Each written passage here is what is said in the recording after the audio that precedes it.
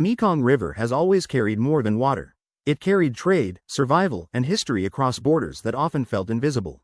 By dawn, the river looked calm, wrapped in mist, giving no hint of the fear it once held beneath its surface. For years, cargo ships moved steadily along its currents, crews following familiar routes that linked nations and livelihoods.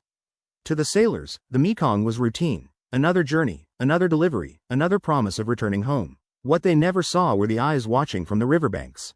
Hidden among the jungle shadows, armed men tracked every vessel that passed, learning its rhythm, its cargo, and its weaknesses. Behind them stood Naw Kham, a drug lord shaped by the lawless stretches of the Golden Triangle. He ruled the river without borders or restraint. To him, the Mekong was not a shared route, it was territory, enforced by weapons and fear. On October 5, 2011, two Chinese cargo ships began their journey downstream.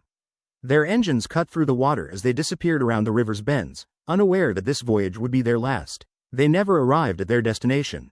Days later, the ships were found drifting silently, abandoned in appearance yet heavy with tragedy. When authorities boarded the vessels, the truth became impossible to ignore.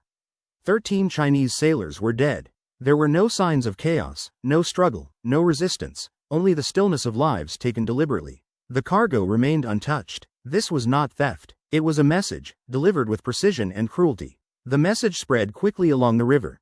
Naw Kham controlled the Mekong, and defiance would be answered without mercy. At first, officials tried to blur the truth. Stories of drugs and confusion filled early reports, but the evidence refused to disappear.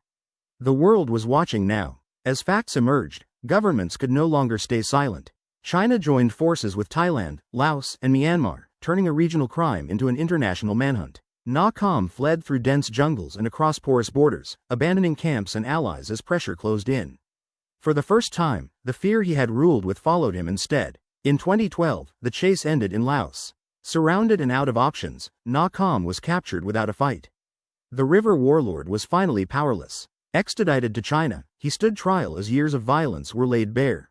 In 2013, his sentence was carried out, bringing an end to his reign of terror. Today, the Mekong flows quietly again. Cargo ships pass under open skies, escorted by cooperation instead of gunfire. Yet beneath the calm surface, the river remembers, and so do the families whose loved ones never returned home.